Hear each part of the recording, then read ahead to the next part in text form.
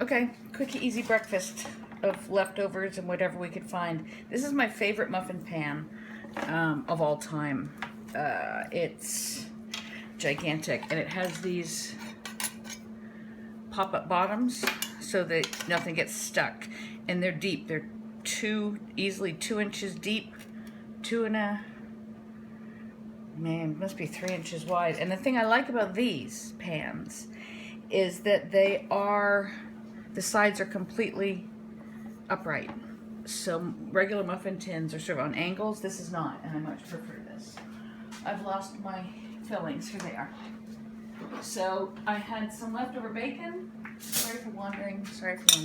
I had leftover bacon. I fried it up with a leftover baked potato from yesterday and a little bit of green onion. So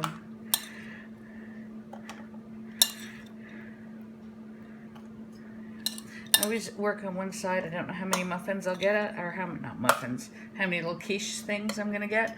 I love these because the thing I like about them being this big is that you can cut them up when they're cold and put them in sandwiches. They're fabulous. In toasted sandwiches, like Westerns, they're fabulous. So 1, 2, 3, 4, 5, 6. I'm gonna get 8 because I like to be generous with my fillings. Life's too short to be skimpy with your fillings. So I've got those done. I cooked steamed up some broccoli. I buy the frozen and throw it in the frying pan. A little bit of water in there, shush it around. I buy the cuts as well because they're better value than the florets, and the stems have, I think, more flavor. So don't be wasting your money on the florets. Get the cuts, and it's already cut up like this. I haven't trimmed these at all. This is the size they are. And it's much better value, in my opinion. Oops, that one will be mine. I love broccoli. Eat broccoli every day. I probably do. I don't know.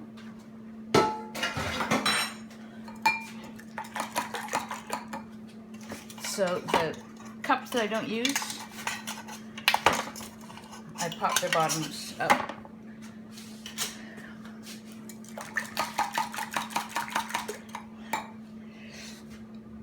God, it's a little empty. I'm the world's worst divider as well, as is evident by my breads and my rolls. Okay. All right. Then you start divvying them up.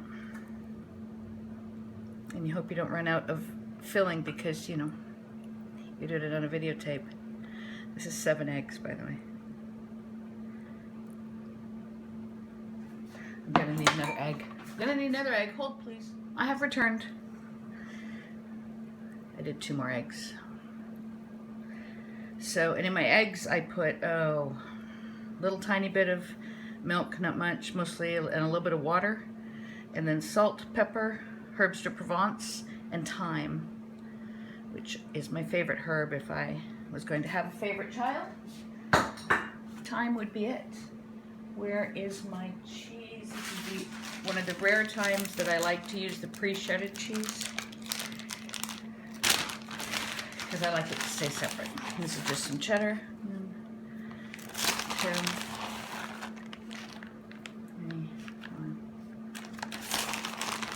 Oven's at 375. And we will cook them. And they are great hot, they are great cold, they are great, as I said, sliced.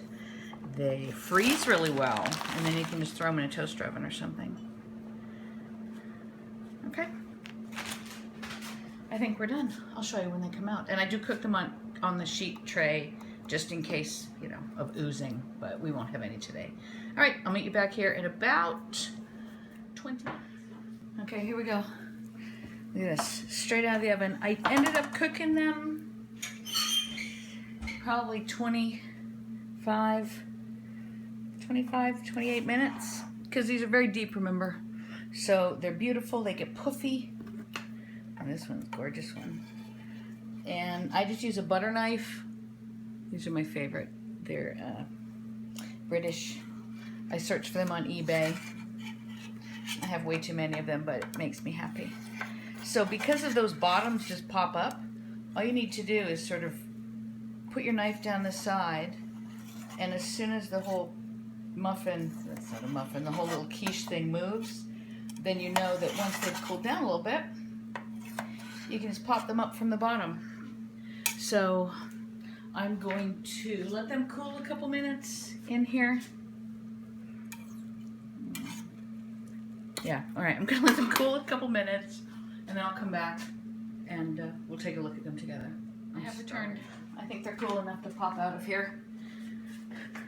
I hope they are anyway, because I'm starving.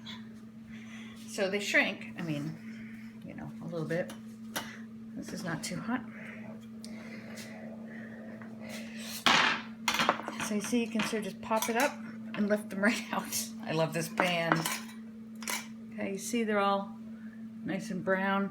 Oh, I forgot to tell you, I cook them on the very bottom rack because they're sitting in on a sheet pan, and I like them to have some color. Oh, ouch, around the edge. These are probably still a little bit hot. Ouch, ouch, ouch. See, these are a nice meal size. I will probably make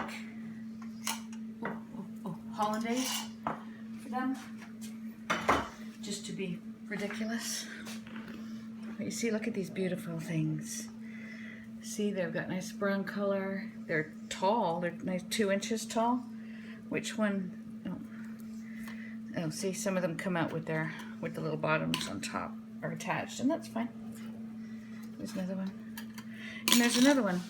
So super delicious, easy, substantial. You see, I don't like the muffins, the little quiches that people do in muffin tins, the little itty bitty ones, because you have to eat 75 of them to be full. And this is a nice meal. My husband would probably eat 2. Actually, my son would probably eat 2 as well.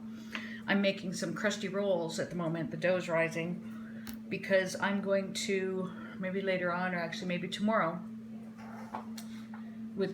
when these are cold leftover, you can slice them because they're big enough. Probably slice that maybe 2, maybe 3, and put it in a sandwich. Oh, crazy delicious.